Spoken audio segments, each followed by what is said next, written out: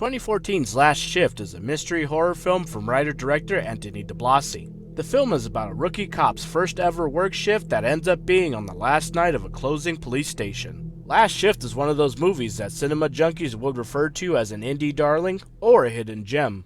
You're goddamn right. Last Shift made an excellent use of its budget, putting its audience into one central location while scaring the pants off of them. Though highly regarded amongst horror fans, Last Shift isn't without its issues. Well, nobody's perfect. Fast forward to 2023, and all those issues are out the window, thanks to Malum. I can see the fear in your eyes. You saw something you can't explain. Malum is the brand new feature film from Welcome Villain Films, and it's from Last Shift's writer-director Anthony DiBlasi. This new film is marketed as a reimagining of Last Shift, and while that description is accurate, I would argue that these are two different movies, much like how Evil Dead 1 relates to Evil Dead 2. Well, hello, Mr. Fancy Pants. It uses the best elements from Last Shift, taking an already familiar plot and changing it for the better, with a higher budget and better pacing, all while cranking the volume of intensity to 11. Malum is an even darker version of the story, in terms of scares, imagination, and sadistically cruel violence. The film's opening scene is jaw-dropping to say the least, and is just a taste of the hellish nightmare to come. He told us that Captain Lauren's daughter would be joining the department. Yes, sir. Just want to work where my father worked, even if it's for one night. He was a hero, until he wasn't, you know.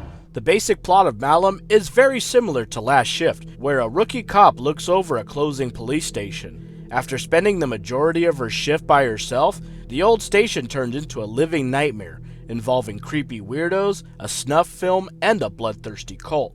This time around, there's more meat to the story, focusing even more on the personal relationships of the main character. Malum also leans more heavily into the cult aspect of the plot, leading way to some incredible performances and amazing sinister-style visuals. Because of this, Malum makes for a more engaging experience compared to its predecessor.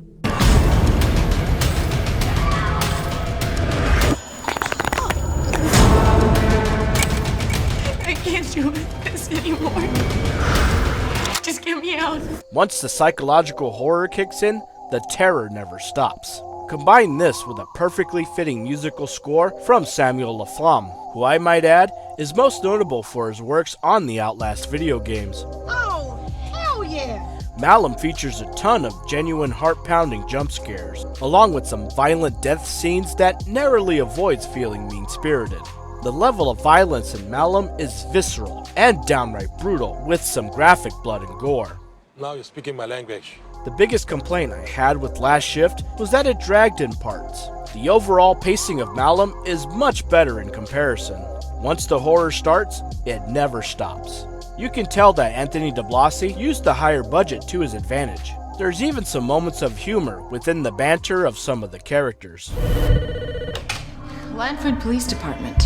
You don't know what happened, but your father was no saint. Jessica Sula plays the role of the rookie cop in the film, and she's an absolute pleasure to watch on screen. The entire cast fits perfectly into their roles, and to me there was no ounce of wasted dialogue. When you watch the film for yourself, make sure you're paying close attention. Spooky things tend to pop up during the movie, making Malum an intense thrill ride from start to finish.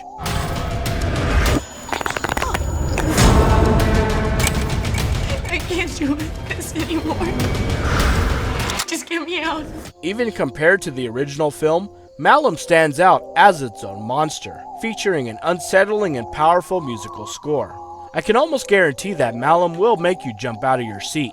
It's 90 minutes worth of madness, and if you're a fan of the original film, you'll be pleasantly surprised with what Malum has to offer. Join the ritual and feed the demon by seeing Malum on the biggest screen possible starting March 31st. We're only a quarter of the way into the year, and I have a feeling that Malum is going to be one of my favorite films of 2023.